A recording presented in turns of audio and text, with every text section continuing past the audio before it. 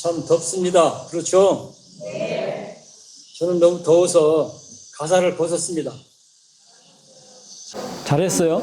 네. 여러분들도 기왕이면 좀 자유롭게 벗을 거 있으면 벗기도 하고 또 좁으면 넓히기도 하고 그렇게 해서 좀 더위 때문에 신경을 좀 안 써도 되도록 처리하시면 좋을 것 같습니다.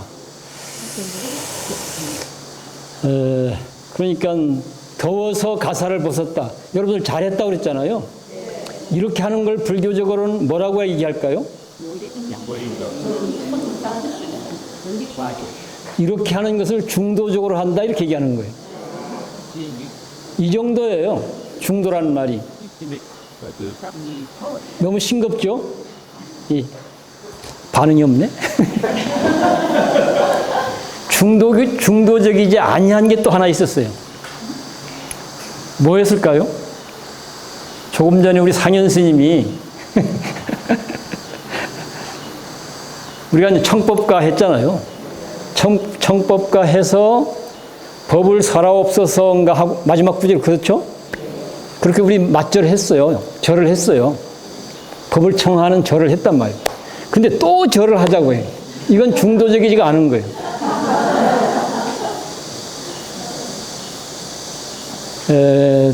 불교 교리적 언어들이 사실은 생활 언어들이거든요. 생활 언어들인데 우리가 이걸 생활 언어로 소화를 못 시키고 자꾸 뭔가 이게 우리가 경험하는 일상보다는 더 거창한 뭔가가 있는 것처럼 이런 전제하에서 교리 공부를 하다 보니까 해석과 설명이 엉뚱하게 가고 있는 거예요. 그래서 복잡해지고 어려워지고 혼란스러워지고. 지금 우리는 법문을 하기 위해서 함께 하고 있습니다. 법문이 중도적으로 이루어지려면 어떻게 해야 되겠습니까? 재밌어야 된다고?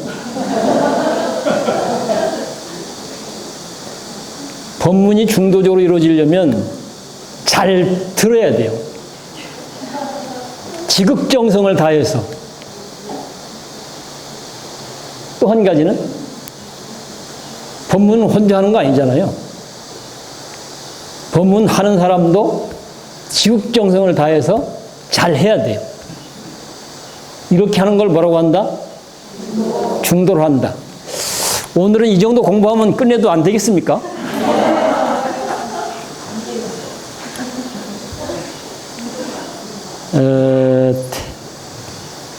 사실은 오늘 단단히 좀 잘해보려고 준비를 했는데 이게 잘 될지는 모르겠어요.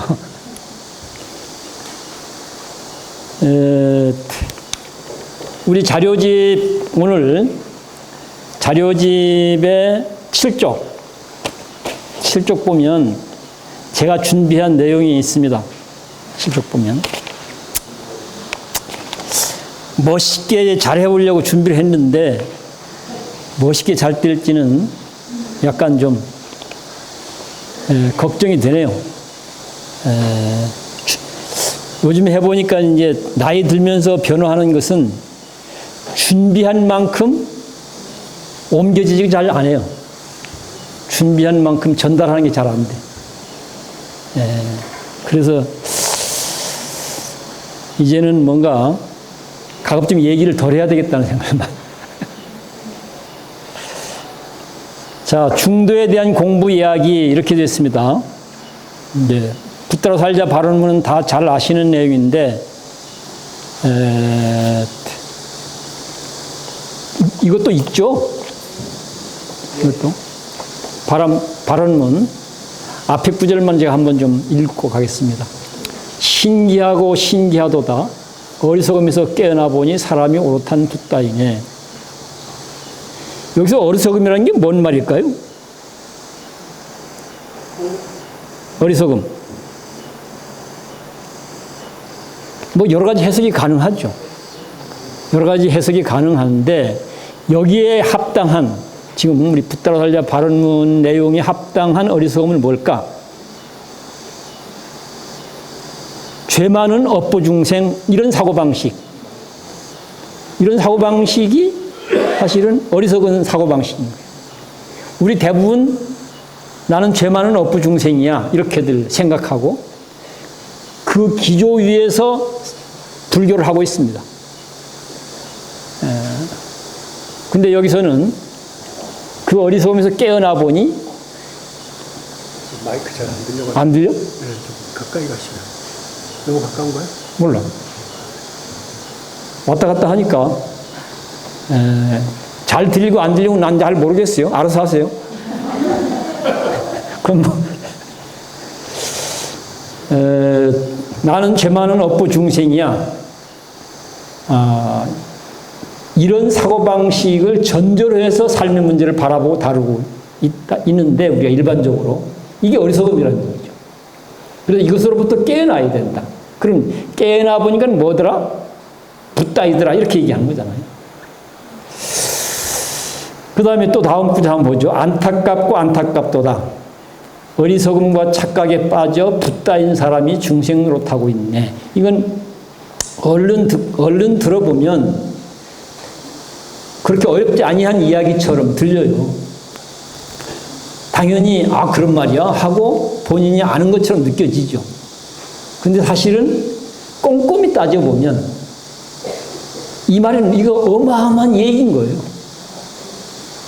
어마어마한 얘기인 거예요.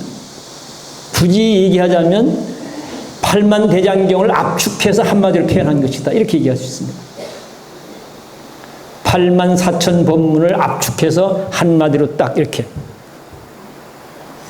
또 한번 가보죠. 언제나 분주하고 고달프게 소를 타고 소를 찾고 있네. 최근에 우리 소 찾는 얘기를 법회 때 몇 차례 했었죠. 뭐 같은 얘기입니다. 다. 사실은 어마어마한 내용들이다. 이 내용이. 내 이제 마땅히 중생이라는 낡은 믿음을 버리게 하리. 갈피 못 잡고 헤매면서 깨어나게 하리. 여기서 낡은 믿음은 뭘까요?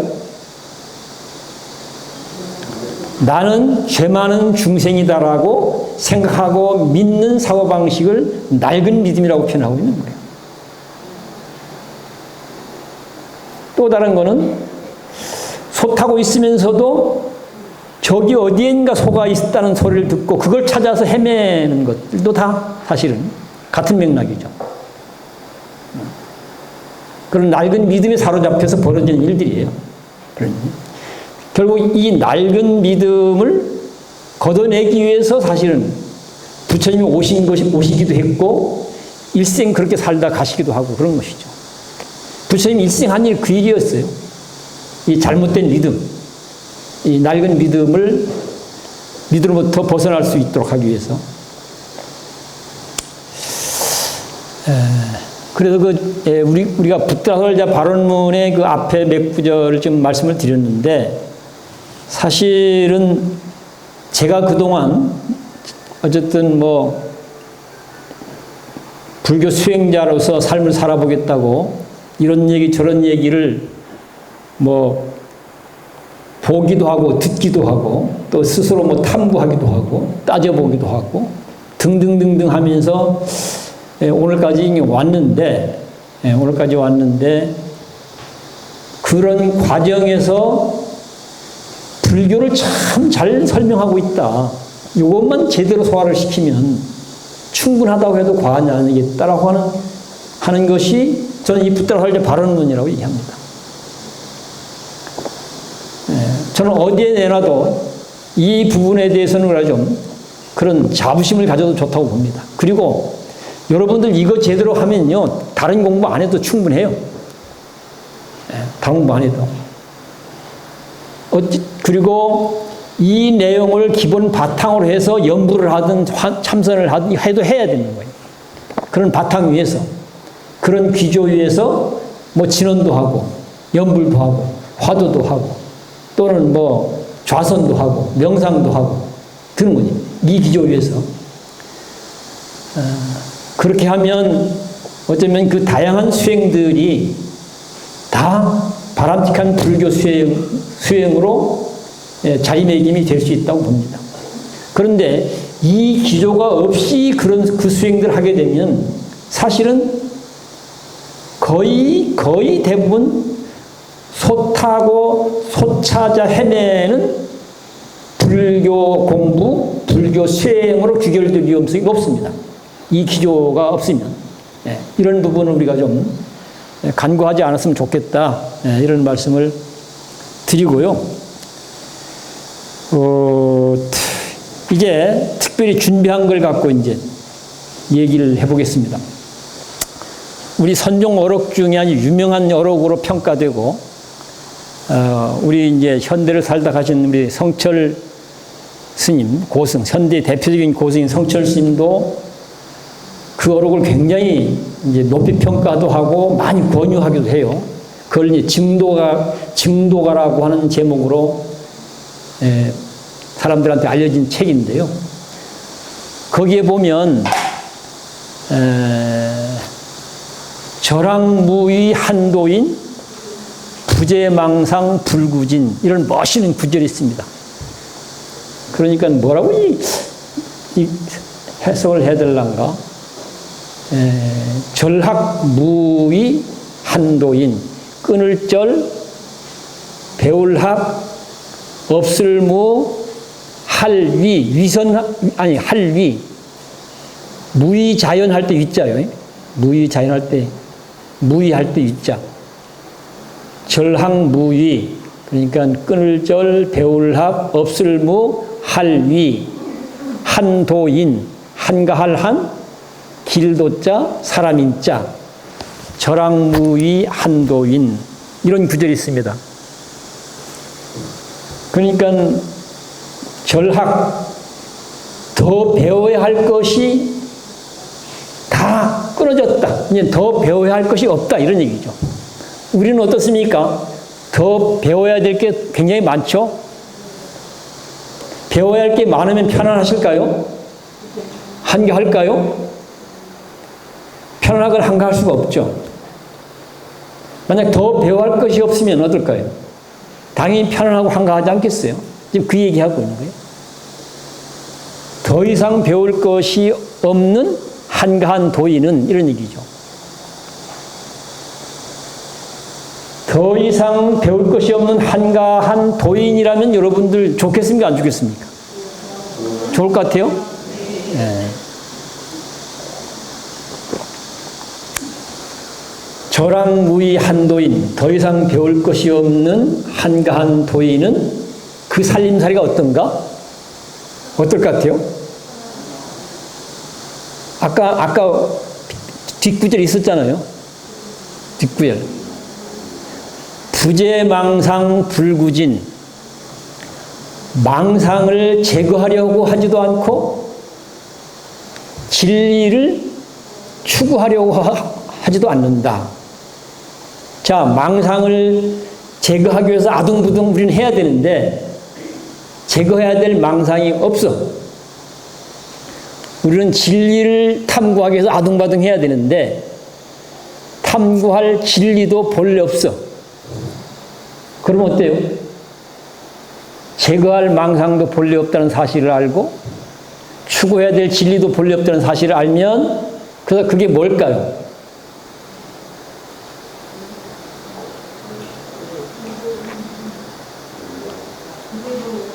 그러니까 망상을 제거하기 위해서 아둥바둥 할 일도 없어져 버렸고 진리를 구하기 위해서 아둥바둥 할 일도 없어져 버렸다. 그러면 무사태평이죠. 절학무의 한도인, 한가한 도인이다 이 말이. 그렇게 되면 그 내용을 우리가 어떻게 하면 그렇게 삶을 정리할 수 있을까 하고 꼼꼼하게 좀 검토해 보면 부처님이 우리에게 가르쳐준 길이 있어요. 그 길, 부처님이 우리한테 가르쳐준 첫 번째 길이 뭐라고 표현됐냐 하면 중도 이렇게 표현했습니다. 중도. 그래서 중도적으로 하면 절황무의 한도인의 삶, 그러니까 망상을 제하기 위해서 아둥바둥할 일도 없고 진리를 구하기 위해서 아둥바둥할 일도 없어서 저절로 편안해진다. 저절로 자유로워진다. 라고 하는 얘기입니다. 자, 이제 우리 준비된 내용으로 갑시다. 그러면 이제 불교의 핵심 개념, 불교 핵심 개념 해서 자문자답 해서 가로해서 너의 본래 면목 해서 가로 닫고, 중도해서 가로하고 중자 쓰고 또 가로 닫고, 관찰사유, 여실직연, 연기실상. 이 내용이 6년 고행을 포기하고 다음에 어떻게 해서 깨달은 부처가 됐을까? 부처님 생애를 놓고 봤을 때 6년 고행을 포기한 다음, 그러니까 6년 고행까지는 세상에 좋다는 길이란 길은 다 가본 셈이에요. 6년 고행까지. 당시 인도 사회에서 인생의 답이 있는 길이 사람마다 다양한 주장들을 하고 있는데,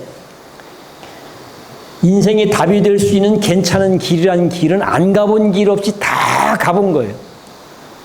그것이 무소유처 선정에도 도달해보고 비상처 선정에도 도달해보고, 그래서 신비 체험도 하고 불가사의 체험도 하고 또는 뭐 신통 체험도 하고 온갖 것 다 해봤지만 본인이 찾고 싶은 답이 안 나왔던 거예요. 그래서 결국은 다 해보고도 답이 안 나오니까 그걸 다 버리게 돼요. 그 다음엔 뭘 어떻게 했을까 하는 겁니다. 지금 이 얘기가 지금 그 얘기입니다. 그 다음에 이미 그때는 이런 길이 없어요. 백지 상태예요. 백지 상태이기 때문에 자기 방식의 길을 가요. 근데 자기 방식의 길을 가서 답을 찾거든요. 소위 말해서 깨달음을 이루는 거죠. 자기 방식을 해서 답을 찾는데, 지금 여기서 핵심 개념이라고 해서 자문자답, 중도, 관찰사유, 여실직연, 연기실상, 이거는 부처님이 고행주의를 포기하고 당신 방식으로 해서 답을 얻었어. 이때까지는 이런 이야기들은 없었어요.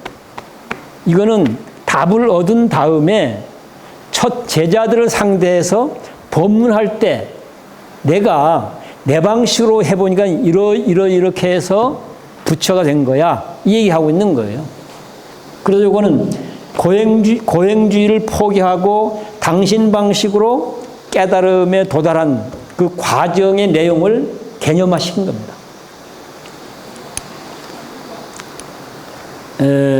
처음이 뭐죠?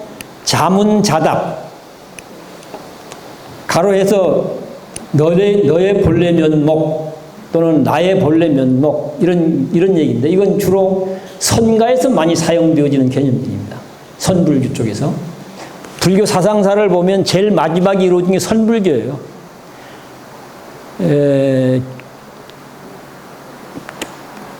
불교 사상사 전체를 보면 초기 불교에서부터 계속 사실 어마어마한 변화들이 일어나거든요.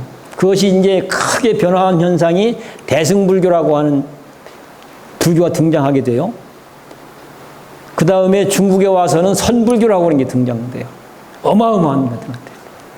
그리고는 다음엔 더 이상 등장한 게 없어요. 천년 역사가 지나왔지만 지금이죠. 어쩌면 이 시대에 맞는 새로운 불교가 등장해야 맞는 거죠. 역사적으로 보면, 역사경으로 보면. 그게 어떻게 나타날지는 알 수는 없습니다.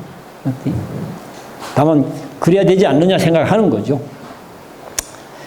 그런데 이제 여기서 이제 자문자답, 너의 본래 면목, 보통 조실 스님을 찾아가면 수행자가 너의 본래 면목을 가져와 봐, 이런 식 표현합니다. 또는 너의 본래 면목을 찾아야 돼.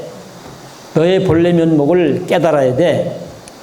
이 본래 면목이라는 얘기는 순전히 선적 언어인 셈인데 이런 언어를 불교 언어화로 되면 뭐 본래 부처 이런 말로 표현될 수 있습니다. 본래 부처 이런 말로. 즉심 즉불 뭐 이런 얘기들이죠. 이런 것들이죠. 그래서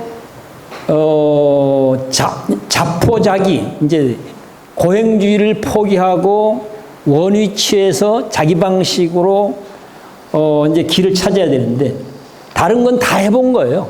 다 해봤는데 곰곰이 검토해 보니까 안 해본 게 하나 있었던 거예요. 안 해본 게. 세상에 있는 것 길이란 길은 다 해봤는데 답이 안 나왔어요.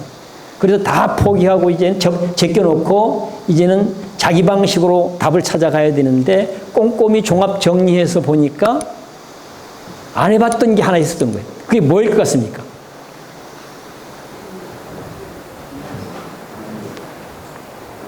전 이거는 제가 경험하면서 고민했던 것하고 연결시켜서 지금 해석하는 거예요. 지금 부처님 삶 자체를 제 방식으로 해석을 하는 겁니다. 안 해본 것이 한 가지 있었다. 그게 뭘까? 바로 자신의 본래 면목에 대한 관심을 가져본 적이 없는 거예요. 자기 자신에 대해서 주의 깊게 관찰해 본 적이 없는 거예요. 다른 것만 해서 다른 것. 온 천지를 안 뒤적거려 본 것이 없을 정도로 다 뒤적거렸는데 정작 그 뒤적거리고 헤매고 다니는 자기 자신, 소 찾는 얘기로 얘기하면 타고 있는 소 자체, 소를 찾아 헤매기만 했지 자기가 타고 있는 소를 한 번도 관심을 기울여 본 적이 없는 거예요. 한 번도.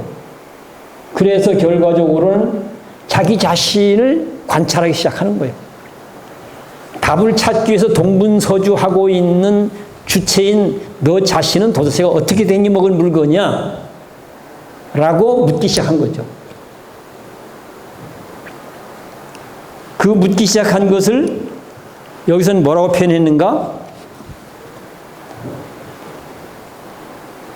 자기 자신, 지금 여기에 앉아있는 자기 자신을 직접 대면하는 것. 이것을 중도라는 말로 표현했어요. 부처님이 나중에 법문할 때, 첫 설법으로. 직접 대면해서 뭘 했는가?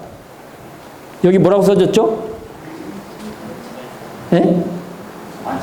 그렇습니다. 직접 대면해서 관찰 사유한 거예요.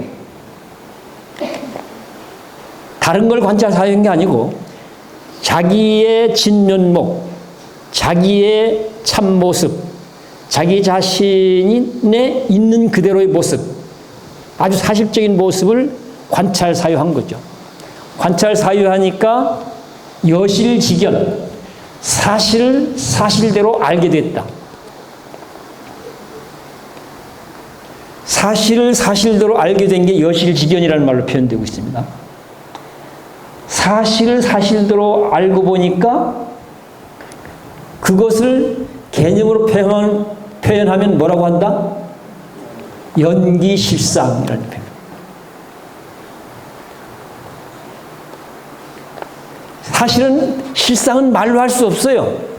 실상은 말로 할 수 없는데 사람들에게 이 실상을 이해할 수 있도록 이 실상을 알고 삶을 제대로 살아가도록 하려면 말로 할 수 없는 일이긴 하지만 그럼에도 불구하고 부득이하게 사람들을 위해서는 개념으로 표현할 수밖에 없기 때문에 개념화한 거예요. 그 개념화한 것이 연기실상이라는 개념이죠. 이 연기실상이라는 개념에 담겨있는 내용들을 조금 더 구체적으로 짚어서 개념화시킨 것이 뭐겠어요? 자기 자신을 관찰 사유해 보니까 그동안은 뭐 브라만 신과 관계된 무엇, 아트만이라고 하는 신령스러운 무엇과 관계된 무엇, 주로 이런 것만 얘기가 됐었어요. 근데 그런 거 다 해보니 그런 전제 위에서 뭐 산매 경주에 들어가 보기도 하고 신비 체험도 하고 뭐 신통 경험도 하고 온갖 짓 다 해봤지만 찾았던 답이 안 나오니까 다 버려버리고 이제 자기 방식으로 했단 말이에요. 자기 방식으로 해서 관찰 사유에서 여실직연한 것이 개념화시키면 연기실상이라는 말로 개념해서 해놨다. 그럼 연기실상이라는 말에 들어있는 더 구체적인 건 또 있는데 그게 뭘까? 더 구체적인 건 첫 번째, 온 인연 화합으로 이루어진 존재야. 이렇게 얘기하지 않습니까? 불교 기본 교리죠. 온 인연 화합으로 이루어진 존재야. 또 관찰해 보니까 뭐죠? 안입이 설신이라고 하는 그걸 육군이라고 얘기하죠. 육군. 네. 육군을 갖추고 있어. 또 관찰해 보니까 그 육군은 홀로 있는 게 아니고 뭐 하고 있어요? 육경하고 이렇게 같이 있어. 또 관찰해 보니까 육경 자기들끼리만 있는 게 아니라 또 뭐가 있었어요? 그게 뭐죠? 육식이 가지는 거예요. 이걸 우린 교리적으로 뭐라고 정리하죠? 온 18개 이렇게 얘기하죠. 자, 너라고 하는 존재가 어떻게 생겨먹은 물건인 거야? 라고 물으면 선사들의 답은 이렇게 답하면 다 빵점이야. 지금 내가 설명한 식으로 답을 하면 다 빵점이야. 그리고 선사들의 답은 또 나중에 또 얘기할 기회가 있으면 얘기하고요. 지금은 이론적으로, 교리적으로 그래도 연결될 수 있도록, 참고할 수 있도록 얘기하자면 지금 이렇게 설명이 되는 거예요. 온 인생이란 뭐야? 나는 누구야? 라고 하는 물음에, 쉽게 얘기하면 물음에 너는 인연화합으로 이루어진 존재야. 이렇게 이제 언어로 표현한 거예요. 언어로. 그리고 어떻게 활동하고 있어? 육군, 육경, 육식이 함께 작동하고 있어. 이렇게 활동하고 있는 거야. 이게 나의 모습이야. 이런 얘기죠. 자, 근데 한번 또 짚어보죠. 온이라고 하는 것과 육군, 육경, 육식이라고 하는 것이 따로따로 떨어져 있습니까? 다 연결되어 있습니까? 다 연결되어 있죠. 이런 걸 우리는 인드라만이라고 얘기해요. 그것 중에서 눈만 하나 딱, 눈이란 그물코만 하나 딱 들어봅시다. 그러면 이 눈이라고 하는 게 눈으로 존재할 수 있을까요? 존재할 수가 없죠. 눈으로 역할을 할 수 있을까요? 할 수 없죠. 그러니까 이건 다 불완전한 거죠. 그렇죠? 그럼 어떻게 해야 완전해질까요? 눈 하나만 띄어내는 방식으로는 완전해질 수가 없어요. 그럼 뭐가 있어야 돼? 눈에는 뭐요? 색이 같이 있어야 되는 거죠. 또 식도 같이 있어야 되죠. 이게 같이 있어야 눈이 여기 가는 거죠. 이 세 가지가 같이 갖추어지면 눈도 완전해지는 거죠. 이렇게 사실 확인을 해보면 온 18개라고 하는 나의 모습을 개념화시킨 온 18개라고 하는 것이 인드라망처럼 이루어졌다는 사실을 확인하게 됩니다. 인드라망처럼 이루어졌다는 얘기는 뭐예요? 그 자체로서 원만 부족하다 이러는 거죠. 미완성이나 부족하거나 이런 거 아니라는 얘기죠. 그것으로서 충분히 원만 부족하다. 이런 내용을 대승불교나 선불교로 가게 되면 한 몸, 한 마음 이런 식의 개념으로 쓰이기도 하고 본래 부처 이런 개념으로 쓰이기도 하고 또 본래 면목은 원만 부족해 이런 말로 표현하기도 하고 그러고 있는 거죠. 그러나 그것이 떨어지면 다 불완전해져 버리는 거예요. 다 연결되어 있어야만 이런 거죠. 그래서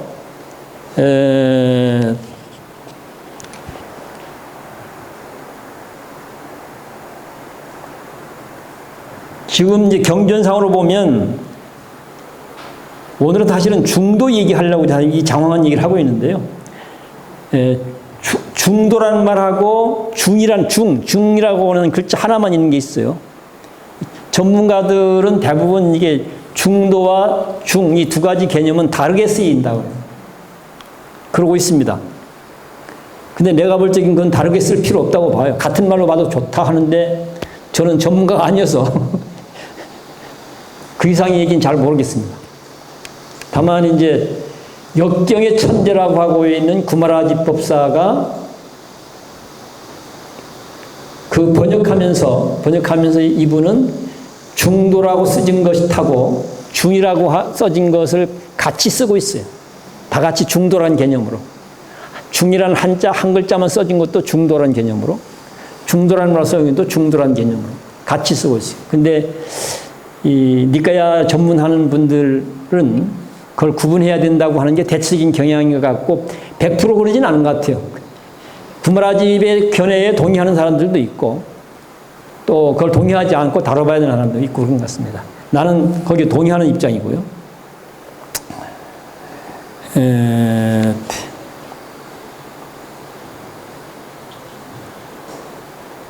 그러면 중도라는 말은 여기 지금 보면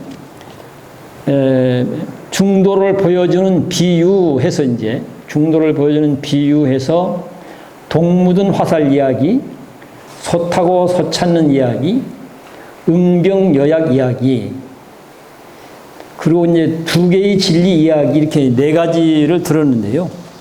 두 개의 진리 이야기는 이게 중론 내용이에요. 중론 내용에서 오늘은 좀 뺄까 싶어요. 이거는. 왜냐하면 너무 복잡하니까. 이거는. 너무 복잡하니까. 동 묻은 화살 이야기, 소 타고 소 찾는 이야기, 응병여약 이야기. 자, 동 묻은 화살 이야기 어차피 설명을 해야 되겠네요. 아는 분들도 계실 것 같은데 대다수가 잘 모르죠, 지금? 아세요? 아시는 분, 동 묻은 화살 이야기. 10분이 안 되네. 또 응병여약 이야기 아시는 분? 더 안 되네. 소 타고 소 찾는 이야기 좀 더 많네. 대체적으로는 모르는 쪽이 훨씬 압도적으로 많아요. 그러니까 어쩔 수 없이 뭐 설명해야 되겠네. 동 묻은 화살 이야기는 이제 거의 이제 초기경전이라고 명명되어지는 니까야에 나오는 얘기예요.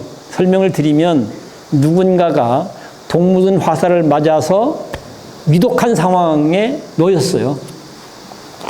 이때 우리는 어떻게 해야 될까? 어떻게 해야 되겠습니까? 네? 동 묻은 화살을 맞고 중례산해하는 절박한 위기 상황에 놓여 있는 현실이에요. 이게 있는 그대로예요. 이 있는 그대로에 입각해서 판단을 한다면 어떻게 해야 되겠습니까?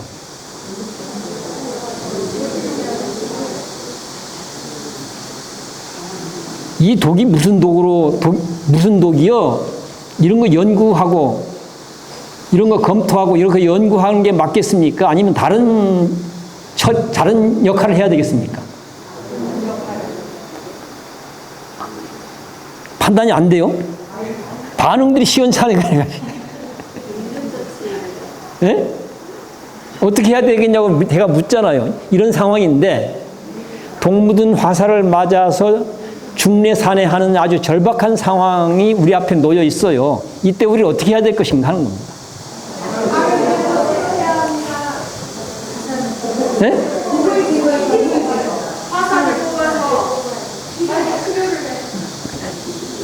그렇죠. 만사 제껴놓고, 그렇죠.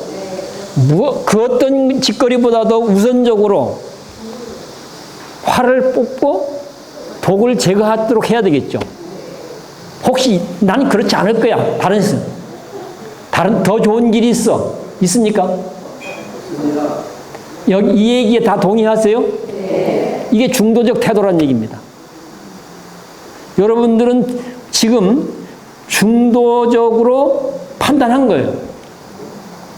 그러니까 우리는 경전에서 중도 얘기하면 어마어마하게 복잡하고 어렵게 우리는 지금 헤매고 있어요. 근데 실상을 잘 관찰해 보면 불교 교리를 알거나 모르거나 관계없이 나도 모르게 우리는 중도적으로 하고 있는 게 너무 많아요. 대단히 많아요. 지금 이것도 중도적으로 하는 거예요. 절박한 상황이라고 하는 지금 여기 현장의 사실에 직접 대면해서 우리는 그런 판단을 한 거예요. 만사짓기고 그 어떤 것보다 우선적으로 동묻은 화살을 빼내고 동묻은 화살을 제거하는 접근을 해야 된다. 이런 것을 기본으로 해서 다음 수수로 가야 맞지 않겠어요? 이런 관점과 태도로 접근하는 것을 우리는 중도라는 말로 표현하고 있다. 이런 얘기입니다. 뒷날 얘기하는 중도 얘기하는 좀 다른 얘기입니다. 이거는 부처님 생애에서 깨달음을 이룬 다음에 처음 설법하면서 처음 언급한 것이 중도라는 개념이에요. 그래서 저는 이때 중도의 의미가 뭔가를 지금 천착해왔고 제가 천착한 바로는 이렇게 정리가 되더라. 지금 그 얘기하고 있는 겁니다. 그렇게 보면 우리는 불교 교리를 모른다 하더라도 불교 교리에 맞는 어쨌든 관점과 태도로 문제를 다루고 있는 경우들이 상당히 많이 있다.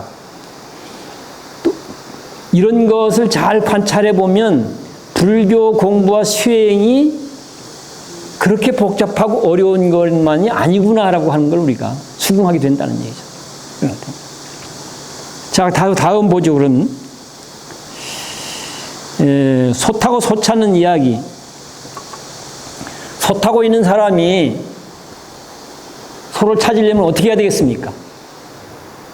이것도 마찬가지예요. 지금 여기 사실에 입각해서 본다면, 중도적으로 본다면 이런 얘기죠. 소 타고 있는 사람이 소를 찾으려고 할 경우 지금 여기 현장의 사실에 입각해 봤을 때 어떻게 하면 소 찾는 게 가능할까?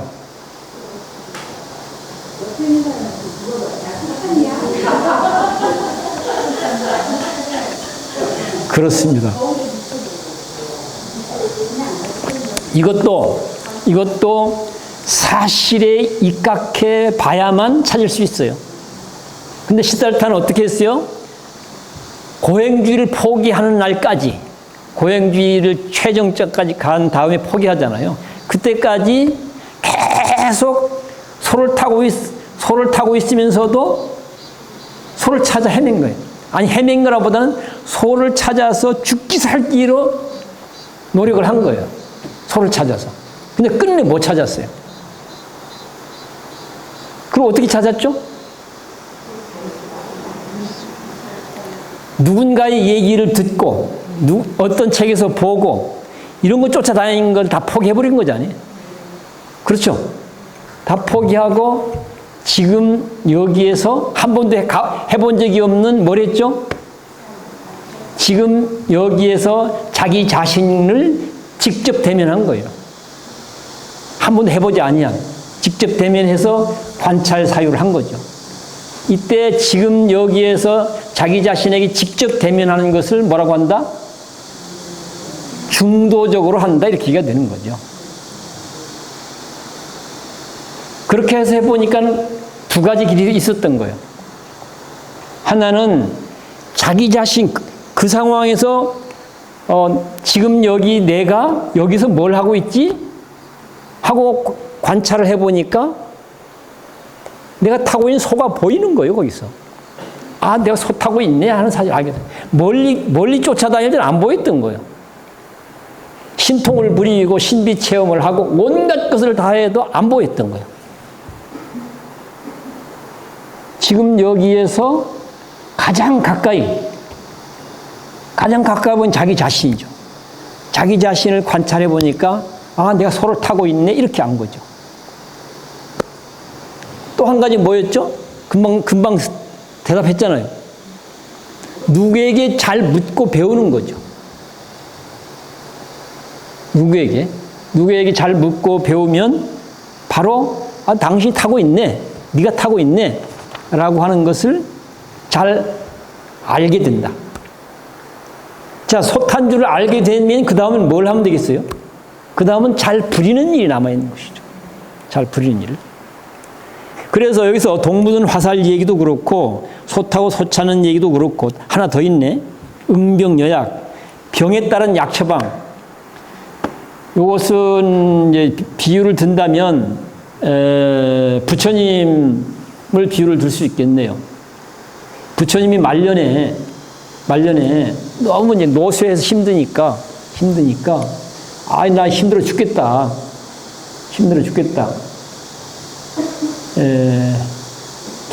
그 비유가 맞나? 그 사례가? 뭐 좀 다른 사례가 있었을 것 같은데. 준비된 대로 안 되네. 준비한 대로. 부처님이 말년에 식중독이 걸려갖고 위독했었어요. 매우 절박한. 이때 이 문제를 해결하려면 우리는 어떻게 해야 될까요? 아까는 동무든 화살 얘기했고 지금은 이것도 똑같은 동리학이네. 그러고 보니까 식중독이라는 얘기. 그거 같은 얘기가 되어버리네. 하여튼 노쇠해서 너무 힘드니까 좀 쉬어가자고 이제 주문을 받았을 때 우리는 어떻게 해야 될까? 내가 그런 상황에 직면한다면 어떻게 해야 되겠습니까? 거기에는 뭐 여러 가지 이유들이 있을 수 있잖아요. 여러 가지 이유들이 있었지만 그 상황에서는 현실적인 판단을 최우선적으로 여러 가지 뭐 이러쿵저러쿵 이유들이 있을 수는 있지만 최우선적으로 쉬게 하는 것이 노쇠에서 생기는 문제인 거죠. 노쇠에서 생기는 문제니까 다른 이유 찾으려고 기웃거리지 말고 즉각적으로 쉬도록 해야 되는 거예요. 이런 경우는 틱나탄 스님 실상사 왔을 때 사실은 그 제법 됐는데요. 그분이 명상가로 알려졌잖아요. 근데 사실은 명상가 이전에 소위 이제 베트남전 당시에 대단히 현장 문제를 마주해서 대단히 치열하게 활동했던 분이에요, 그분이. 근데 그건 잘 몰라요, 사람들은. 그런 주로 이제 걷기 명상가라고만 알려져 있죠. 그분이 어쨌든 새만금으로 가는 과정에서 이제 실상사에 들려서 이 얘기를 좀 하고 가기로 했었어요. 그래서 대부분 이제 고요하게 명상하는 스님으로만 알려져 있기도 하고 그렇게 또 활동이 이루어지고 있기도 한데 또 다른 면모를 우리가 또 다른 면모가 드러나도록 좀 얘기를 좀 할 필요가 있겠다. 그래서 실상사에서 그 자리를 한번 가져보자 해서 이제 여기 왔었어요.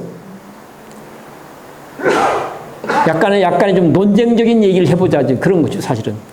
현실 문제와 직면해서 다뤄야 되니까. 그런데 오셨는데 보니까 노인네가 너무 지쳐갖고 죽을 상황인 거예요, 지금. 너무 힘들어서. 너무 그동안 뭐 여기저기서 행사를 많이 하니까. 그런 분을 상대로 해서 논쟁적인 얘기를 좀 해보려고 사실은 해서 자리를 마련하긴 했는데, 이거 얼굴을 보니까 뭐 도저히 그래서는 안 돼. 사람의 도리로서 그래서는 도저히 안 될 일인데. 그래서, 안 되겠다, 이거. 안 되겠다. 만사 제끼고 일단 좀 쉬어서 가도록 하자. 쉬어서. 다른 거는 다 있었던 계획들을 포기할 건 포기하고 단순화시키는 단순화시키고. 그래서 의례적인 인사만 하고 그때 내가 주지할 때인데 주지실 비워서 거기서 쉬시게 했어요.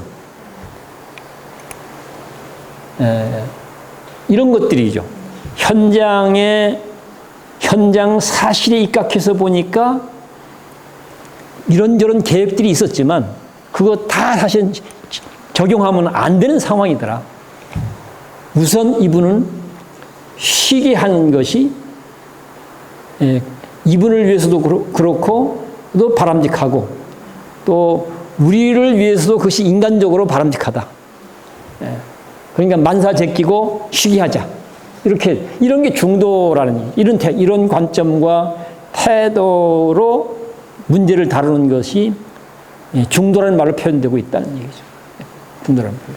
그렇게 해서 이제 그분이 그렇게 다녀가셨는데 지금 주심 차실 어디죠? 거기 보면 뭐 써져 있죠. 그게 그분이 선물로 주고 간 거예요. 그 내용을 보면 걸음걸음 정토인가 뭐 그런 내용이야. 걸음걸음이 정토다. 이런 걸음걸음이 부처행이다. 뭐 이런 말로 될 수도 있고 그런 거죠. 그런데 그 뒤에 얘기가 좀 장황해져 버렸는데 그 뒤에 수경 스님이 그 틱나탄 스님이 계시는 어디에 플럼벨리지인가? 거기를 갔었대요. 그러니까 여기저기 이제 세계적인 명상센터를 이제 순례하면서 거기를 이제 갔었는데 실상 그때 수경 스님도 같이 여기 있었어요. 예, 같이 있었어요. 그때 이제 수경 스님이 이제 대중 운동가로 막 등장해서 이제 바람을 일으킬 때, 대중 운동가로. 그 플루메르지를 찾아가니까 실상사가 그렇게 쉬게 해준 것에 대해서 너무 고마워하더라는 거예요. 서로 막 뭘 하려고만 자꾸 하는데 여기저기서 그렇잖아요. 어렵게 초청한 분이니까 막 하려고 하는데 실상사가 오니까 만사 제끼고 일단 쉬시라. 쉬시라. 그걸 너무 고마워하면서 특별한 배려를 하더라고 그래요. 자, 이제 동무든 화살 이야기, 소찾는 이야기, 응병 이야기 세 가지 이야기에 공통점이 있습니다. 공통점이 뭐죠? 그렇습니다. 중도적으로 해야 된다는 사실입니다. 중도적으로 한다는 것은 뭐죠? 지금 여기 있는 사실에 직면해서 지금 여기 있는 사실에 직면하는 관점과 태도, 방식을 중도라는 말로 표현하고 있다. 저는 이렇게 문제를 다루면 저는 경전 언어들도 다르게 해석이 되기도 하고 현실 물음에 답이 되는 해석과 설명이 가능하다고 저는 확신하고 있습니다. 비록 내가 학문하는 사람은 아니지만 나는 이런 이야기들을 좀 더 치열하게 해봤으면 좋겠다 싶어서 오늘 이제 이 얘기를 좀 해야 되겠다 마음 먹고 준비를 했습니다. 자, 끝으로 밑에 공통점 해서 이제 중도 지금 여기 사실이 입각함 이 중도에 대한 정의를 그렇게 이제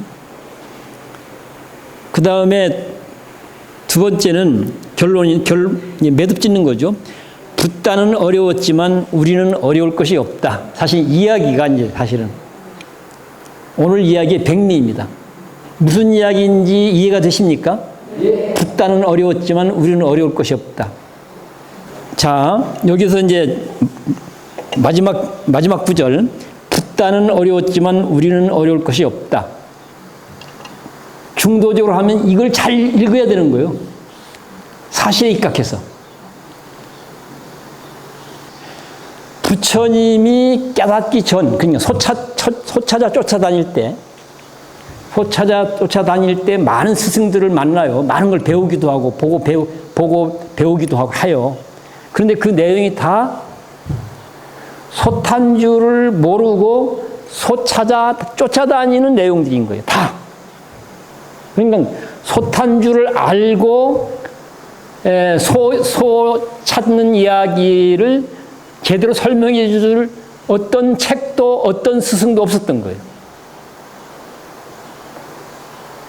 그런데 그 스승한테 가서 배운 것이죠. 그런 책을 통해서 배웠던 거죠. 그러니까 솥한 줄을 모르고 소를 찾아 죽으라고 노력하는 스승들을, 가르침들을 보고 듣고 배우고 그 방식으로 했기 때문에 결국은 소를 못 찾는 거예요. 끝내. 당시 최고의 경지까지 다 도달해봤지만 답이 안 나온 거죠. 그걸 우리는 뭐 신비체험이다, 신통이다, 뭐 이런 등등 표현들을 하고 있는 거죠. 다 해봤지만 답이 안 나온 거죠. 그러니까 부처님은 솥한 줄을 알고 길을 가르쳐주는 이런 것을 배워본 적이 없는 거예요. 왜? 그렇게 가르쳐주는 사람은 부처님 이전에는 없었어요. 그래서 이걸 뭐라고 표현하고 있는가? 일찍이 그 누구도 가본 적이 없는 길, 이렇게 얘기하고 있습니다. 당신이 깨달아서 우리에게 가르쳐준 내용을 개념으로 얘기하면 핵심 개념이 중도와 연기인데, 이 중도와 연기라고 표현되어지고 있는 내용은 일찍이 그 누구도 가본 적이 없는 길의 내용이다, 이런 얘기죠. 그러니까 어떤 스승을 통해서도 또는 어떤 책의 가르침을 통해서도 솥하고 있다는 사실을 잘 알고 길을 가르쳐주는 책의 내용도 없었고, 실제 스승으로 모셨던 스승 중에도 그런 사람은 없었던 거예요. 그러니까 온갖 짓 다 해도 답이 안 나면 결국은 어쩔 수 없이 자기 방식으로 할 수밖에 없었고, 자기 방식으로 해보니까 답이 나왔고, 답이 나온 그 방식이 뭔가 뭔가 하고 개념화한 것이 중도라는 개념인 거죠. 중도라는 개념. 그래서 이 붓다는 어려웠지만 하는 부분이 부처님 교리가 어려웠다, 이런 얘기를 하는 게 아니고, 깨달은 솥하고 있다는 사실을 잘 아는 그런 깨달음을 이루기까지 과정이 서가모니는 너무너무 어려운 과정들이었다, 이런 얘기죠. 그 너무너무 복잡하고 어려운 과정을 대표적으로 한마디로 하는 게 6년 고행이라는 말로 표현되어지고 있는 거죠. 선정에도 들어가 보고 별짓을 다 한 거죠. 그래서 이거는 깨달음에 도달하기까지 부처님의 삶이 너무나 사실은 어려운 과정들이었고 고생스러운 과정이었다, 이 말을 표현하고 있는 거예요, 이것이. 그 다음에 우리는 어려울 것이 없다, 이런 얘기죠. 왜 그럴까요? 이 정도는 눈치채야 되는데. 뭐라고 알려줬죠? 이제는 솥하고 있다는 사실을 잘 알고 소를 잘 부려서 멋있는 사람을 자유자재로, 소를 잘 부려서 멋있는 삶을 자유자로 창조하기도 하고 누리기도 하는 부처님이 있기 때문이에요. 부처라는 스승이 있기 때문에. 하나는 그 역사적으로 있는 거잖아요. 두 번째는 뭐예요? 그분이 가르쳐준 내용이 있어요. 그 가르쳐준 내용이 뭘까요? 솥하고 있다는 사실을 알게 해주는 내용인 거예요. 부처님이 이 깨달음을 이루기 이전에는 그런 가르침이 없었던 거예요. 있어봐야 솥한 줄을 모른 채 소 찾게 만드는 가르침들이었던 거죠. 스승도 그렇고 책도 그렇고. 근데 당신이 그것을 알고 난 다음에는 이제는 솥한 줄을 알고 삶을 다뤄가는 실물도 있었고, 역사적으로 사례. 그럼 우리는 부처님 흉내만 내면 돼요, 이제. 또 가르쳐준 책도 있고, 이런 얘기죠. 그래서 부처님은 스스로 알아서 답을 찾아야 됐기 때문에 어려울 수밖에 없었지만, 우리는 이제 본받을 스승도 확실하게 있고 배울 가르침도 확실하게 있기 때문에 중도적으로 불교를 공부하기만 한다면 그렇게 복잡하고 어렵지 않게 불교를 공부하기도 하고 또 수행도 하기도 해서 멋있는 삶을 만들어낼 수 있다. 멋있는 삶을 우리는 뭐라고 표현하고 있습니까? 깨달음의 문명을 우리 삶이 되도록 만든다. 뭐 이런 얘기입니다. 박수 치라면 쳐요. 왜? 오랜만에. 이제 우리 모두가 이제 솥하고 있다는 사실을 알고 그 소를 그 나의 소를 잘 부려서 나도 좋고 너도 좋고 우리 모두가 함께 좋을 수 있는 깨달음의 문명길을 우리가 잘 열어가기도 하고 또 많은 사람들과 함께 힘차게 가기도 했으면 좋겠다는 말씀을 드리면서 오늘 얘기를 끝낼까 싶습니다.